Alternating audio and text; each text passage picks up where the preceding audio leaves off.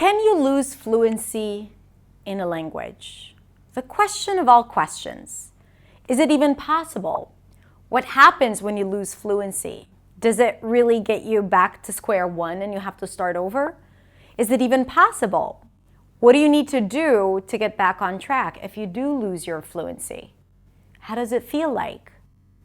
What makes you lose fluency? All of these questions are questions that you might have asked yourself if you don't live in an English-speaking country and use English daily. What we're going to do today is discuss just that. What it means to lose fluency, if it's even possible, and if it is, what you need to do to gain your fluency back. But before that, if you are new to my channel, then first of all, thank you so much for being here with me, you and me, today. My name is Hadar. I'm a non-native speaker of English, and I'm here to help you speak English with clarity, confidence, and freedom. And if you want to find out more about what I can offer you, I have a lot of free resources and content. You can come on over to my website at hadarshemesh.com or follow me on your favorite social media platform, TikTok, Instagram, LinkedIn, or Facebook. I'm everywhere. So now let's talk about fluency.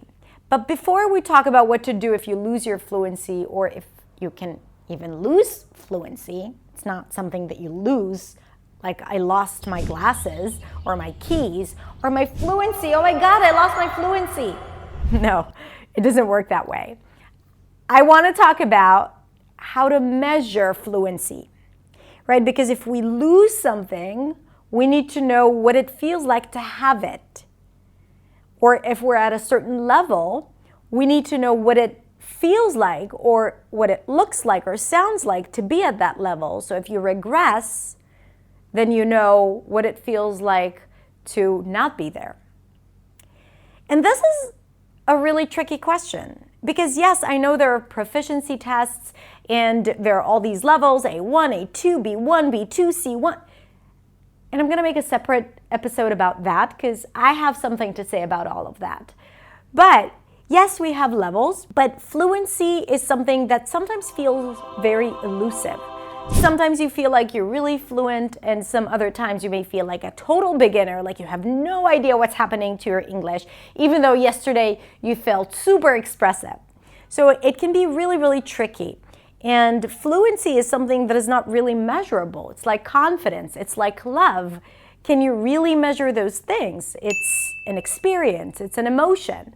And yes, I'm sure that there are some AI experts that might tell me, oh yeah, we can measure the number of words you use per minute and how many fillers you have and how clear you are. And that, my friend, is fluency. But none of us have access to such tools. And honestly, when we're being tested, we actually perform a lot worse than what's possible for us. So let's put that on the side and go back to your real experience speaking English. So I want you to ask yourself, what does fluency feel like for you? What does it mean? How do you identify it? How do you quantify it or measure it? For some, it might be speaking without getting stuck. For others, it might be being able to speak about different topics without feeling hesitant or without second-guessing yourself. For others, it might even just be being able to speak, because usually they might avoid speaking. For some, it might be speaking in public in front of a lot of people. Then I would feel fluent. So your individual experience and assumption is what matters. Now, please make sure that you're not creating an unattainable goal regarding fluency, to sound and speak like a native, because it's not going to serve you. And to be able to sound and speak like a native takes a lot of work and a lot of time. And a lot of times, we would be totally fine and happy with just being able to express ourselves fully. So to me, fluency is to speak and not even notice if I'm speaking in my first language or in English. For me, fluency is speaking and not thinking about the fact that I'm speaking, not having opinions about how I speak, to just speak. For me, fluency is to be able to listen because I'm present and I'm attentive to the other person listening. To me, fluency is to be able to make people laugh, To me, fluency is to be able to be quick and respond and to follow the impulse that I have to speak without pushing it down. That is fluency to me. Now, I can't tell you if scientifically you can lose fluency. I can only tell you from my own personal experience what it has been like. So I don't know if you know my story, but when I was 21, I moved to New York. 20, actually. And I've lived there for a few years. Then I moved back to where I now live, which is Israel. I was also born in Israel and lived there all my life. And when I moved back, I did not use English for a few years. And only a few years into my life in Israel, I decided to teach English and teach pronunciation.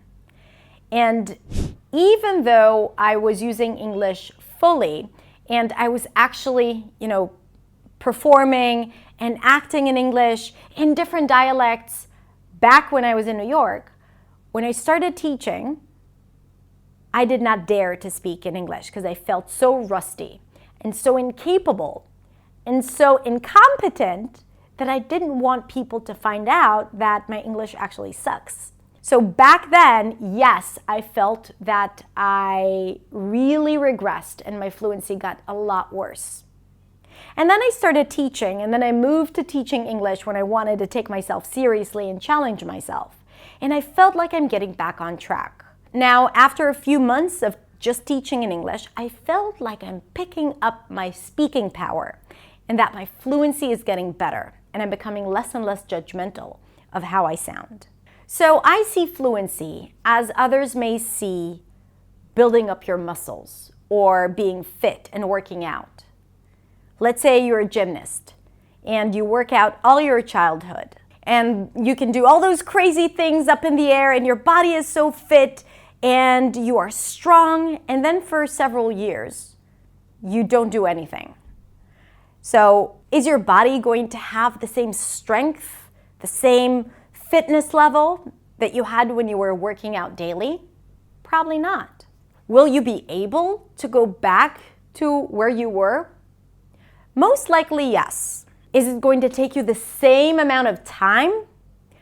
Probably not, because the body remembers. And that's the good news. Because if you felt fluent in the past and more expressive, and let's say you took a long break, and now you feel like your fluency has regressed and you feel like, I have to start over. The good news is that it doesn't take much to get back on track and to get back to this feeling of fluency, but it does require work. So I'll give you another example. When I had my first child, my first girl, now she's 9. Oh my God, that was 9 years ago. Up until the day I gave birth, I was teaching English several hours every day. So I was speaking English all day. I was speaking more English than I spoke Hebrew. And then for 3 months or 2 months, I did not speak English at all when I was adjusting to being a mom. And then I started taking lessons again, and I truly felt that I had gravel in my mouth when I was speaking English. So even after 2 months, for someone who has been speaking, hours and hours every single day, teaching pronunciation, I felt it was a little hard for me to get back on track. But it only took me a week to lose that feeling and feel, okay, I got this. According to a research published in the Journal of Cognitive Science in 2014, loss of fluency can include more pauses, more filler words like so, and decline of speech rate, and even more correction of mistakes. But it also says that it's not permanent, but only temporary, because it's harder for the brain to retrieve the language. So the language is there, it's just that the brain focuses on other more important things that are relevant for your day-to-day communication, relevant for your survival. So to not lose your fluency, ultimately you do have to speak English almost daily, like you would work out daily to stay fit. And that is why I always say that if you want to be more fluent, you have to build the habit of using it and practicing it every day. So the good news is that even if you feel like you've lost your fluency and a few years ago you were a lot more fluent, it's not too late, and it's not going to take you a lot to get back on track and to get back into fluency. But you do need to take action.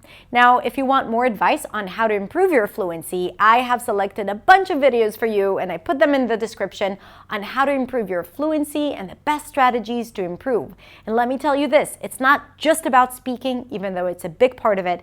It's also about how you manage your mind and how you manage making mistakes and how you manage negative thoughts about your loss of fluency while speaking. All of that is a crucial part of your personal development inside of English. Now, I want to hear your story. Have you ever felt like you're losing your fluency? If so, what was the thing that has led to that, and what have you done to change it? Let us know in the comments below, and let's start a conversation. Thank you so much for being here. If you want more information about how you can learn from me, I have a ton of content, free content and freebies on my website at hadarshemish.com, and I publish content daily on different content platforms, TikTok, Instagram, Facebook, or LinkedIn, so come follow me there. Have a beautiful, beautiful rest of the day, and I'll see you next week in the next video. Bye.